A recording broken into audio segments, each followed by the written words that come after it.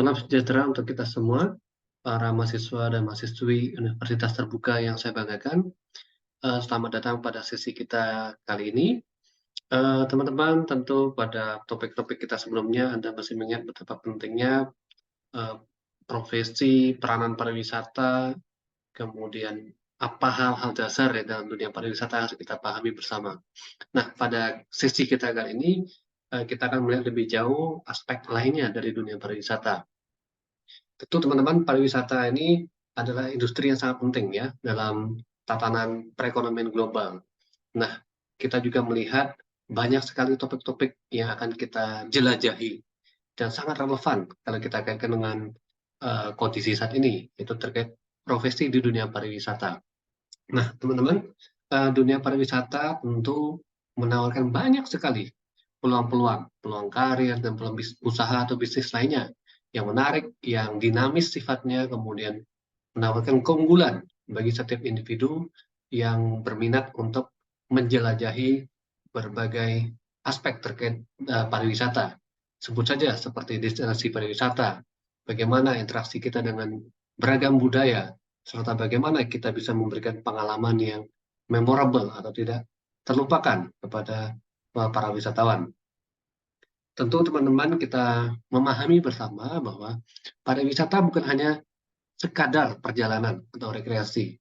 Pariwisata kalau kita lihat lebih jauh juga mencakup bagaimana manajemen di sebuah destinasi itu dilakukan. Bagaimana aspek pemasaran dalam industri pariwisata.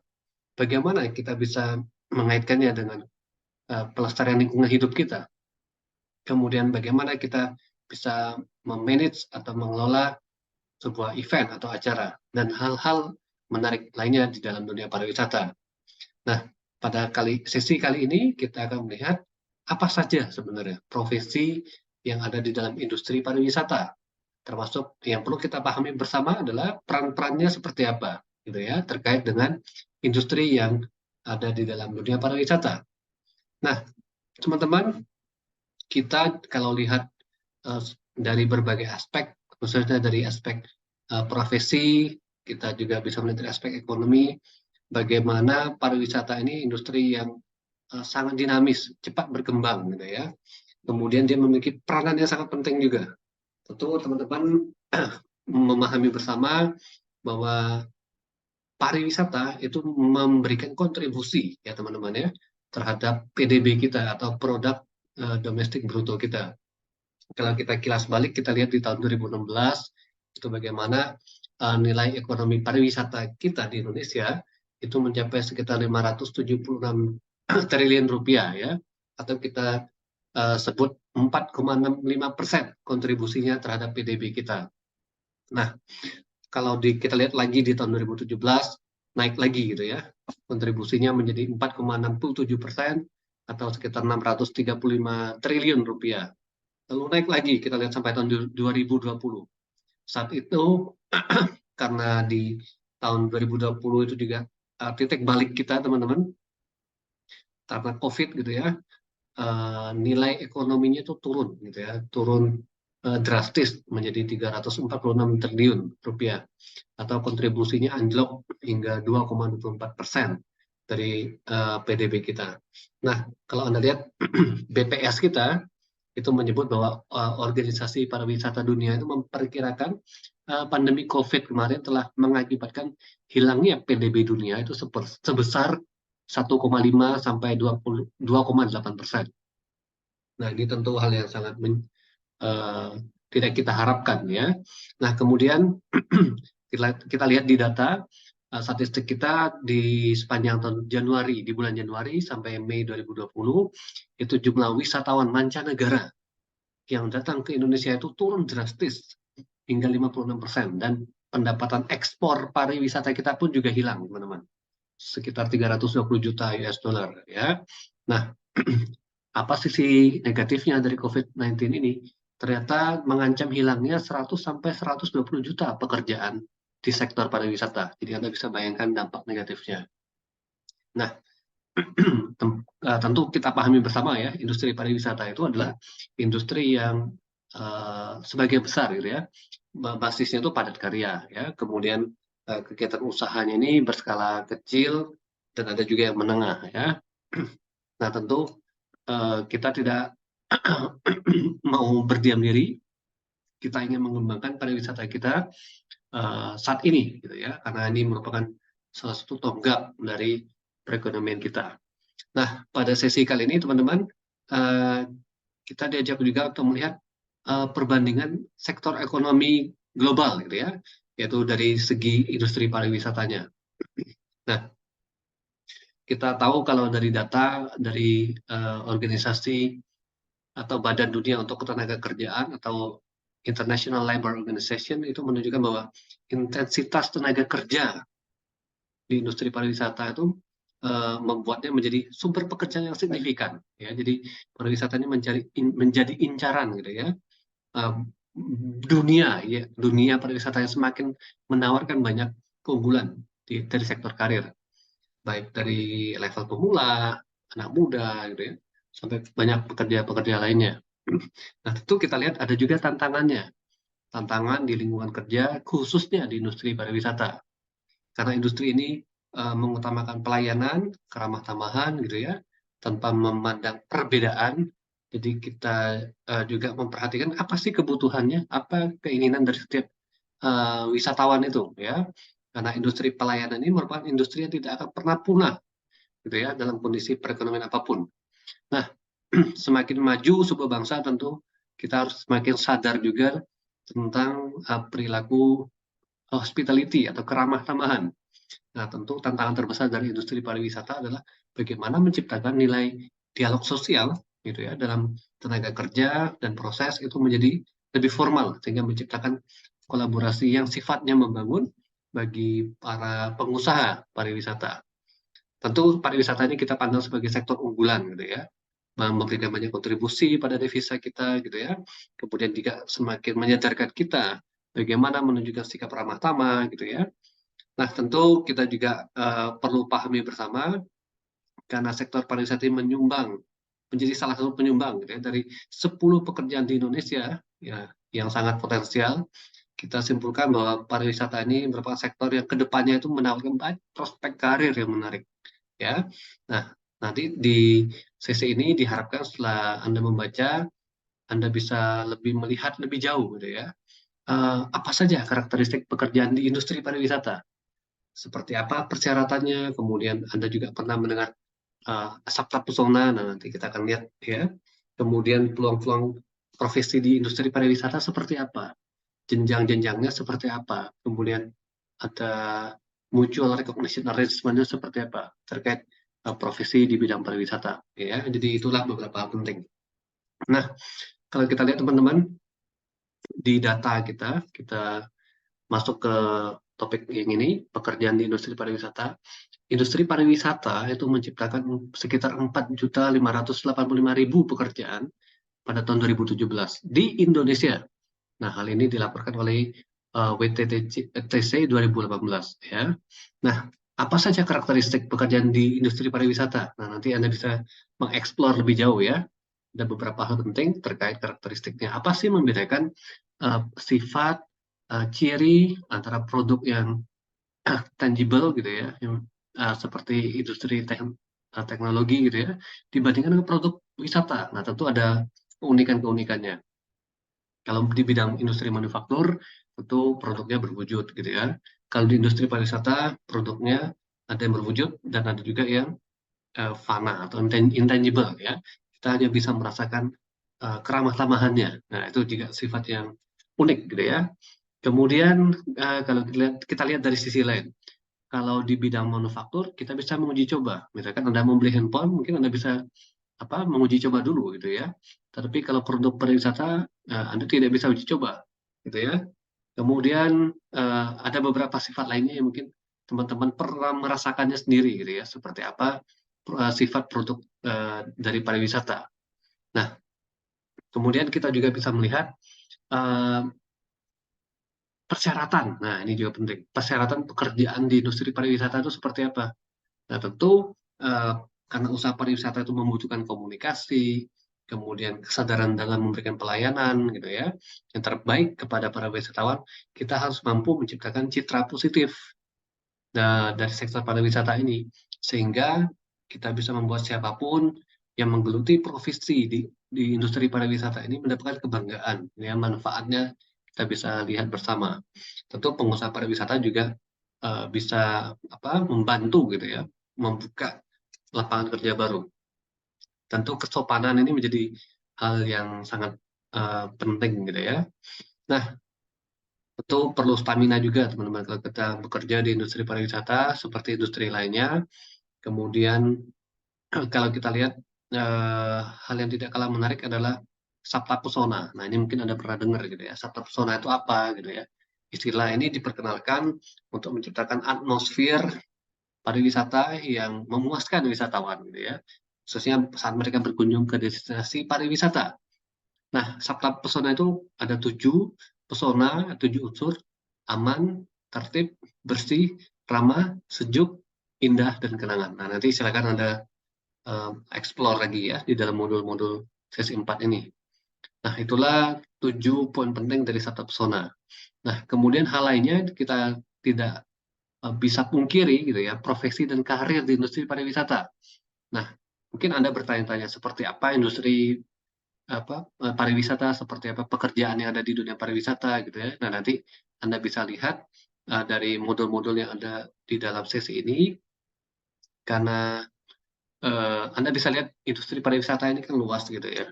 Kita berbicara industri, kita berbicara ada hotel, ada restoran, ada kapal pesiar, ada beberapa lagi ya yang bisa Anda lihat. Nah, daya tarik wisatawannya seperti apa gitu ya, atau kawasan pariwisata seperti apa yang menawarkan pekerjaan-pekerjaan yang berkaitan dengan industri pariwisata gitu ya. Misalkan staf pemasaran, manajer sebuah event, atau promotor konser, macam-macam ya.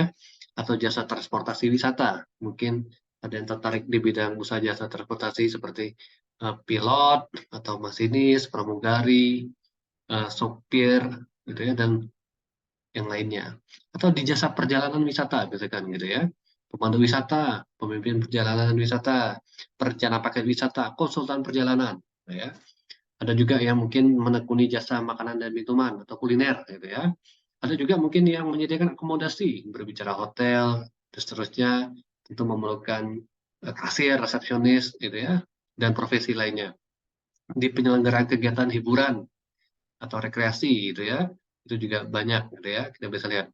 Atau MICE, gitu ya, penyelenggaraan pertemuan, perjalanan insentif, konferensi, dan pameran. Nah, ini juga sering ya kita dengar.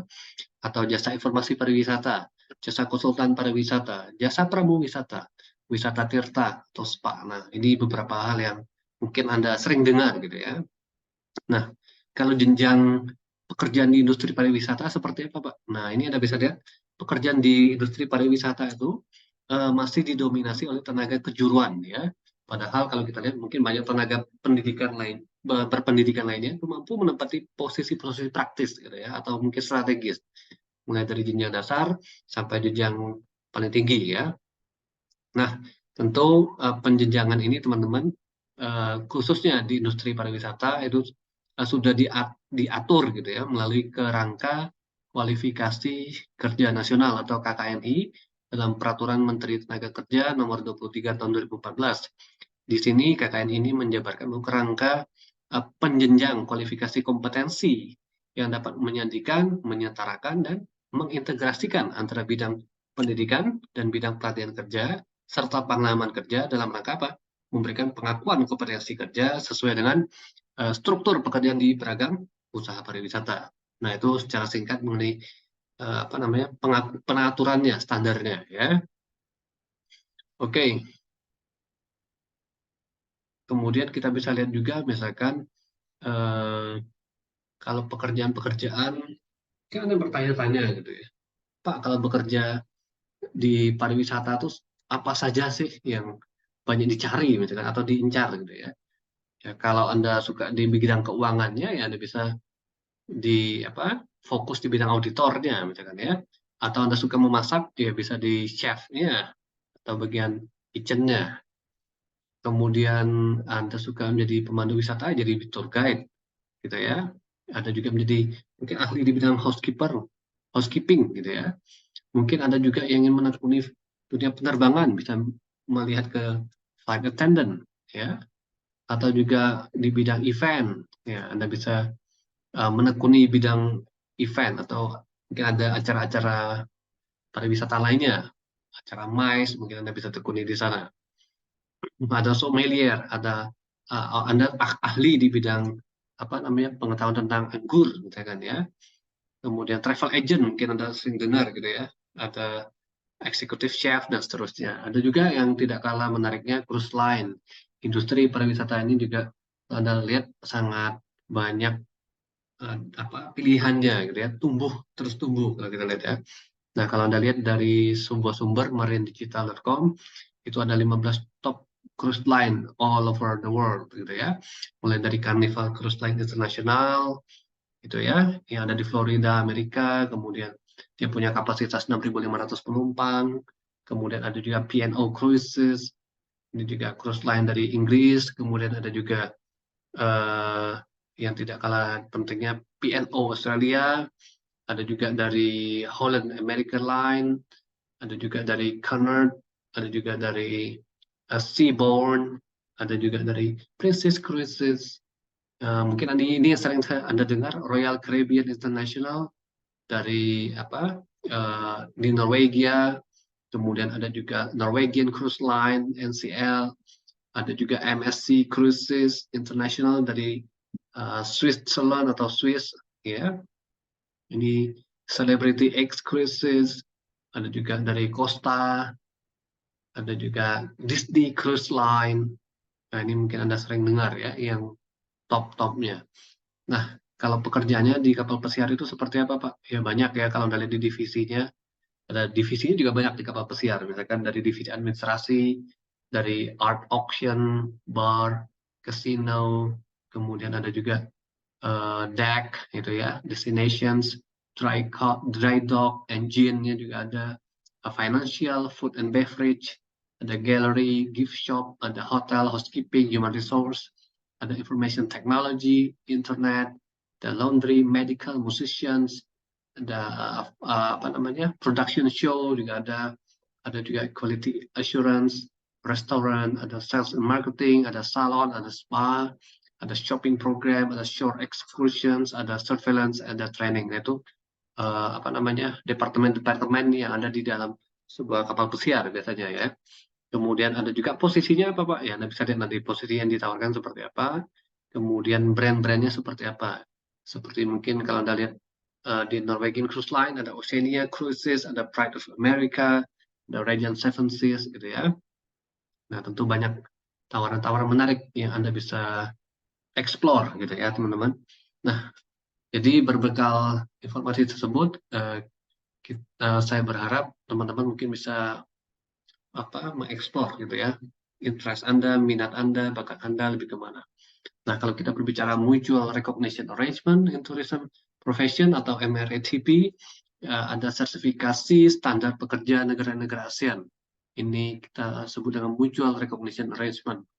Nah, jadi Anda bisa lihat nanti apa maksudnya, kenapa ini penting, ini pengaturannya ya. Jadi antara negara ASEAN yang satu dengan yang lainnya dirancang untuk memfasilitasi mobilitas profesional pariwisata. Kalau Anda kerja di rantai hotel yang ada di dunia, mungkin Anda bisa memahami gitu ya, seperti apa perbedaannya. Oke, baik. Nanti teman-teman silakan eksplor seperti apa saja. Nanti intinya kesimpulannya kita bisa melihat ada banyak sekali profesi di industri pariwisata. Ya, di seluruh profesi ini harus kita pahami sifatnya, karakteristiknya, sehingga kita bisa memberikan pelayanan sempurna pada wisatawan kita, tamu kita. Nah, jadi saya berharap semoga sesi kali ini bisa memberikan gambaran gitu ya kepada teman-teman betapa pentingnya profesi di industri pariwisata, khususnya di Indonesia. Nah, semoga nanti Anda bisa terjun ke salah satu industri ini, dan Anda bisa tekuni, Anda bisa ambil sertifikasi mungkin ya di industri pariwisata kita, khususnya yang berkaitan dengan pengetahuan atau kompetensi Anda. Ya, Anda bisa ambil misalkan sertifikasi sebagai pemandu wisata ya dari kementerian kita. Baik, mungkin itu saja yang bisa saya sampaikan pada sesi kali ini. Semoga bermanfaat dan selamat menekuni dunia pariwisata di Indonesia. Tetap semangat dan sampai jumpa. Terima kasih.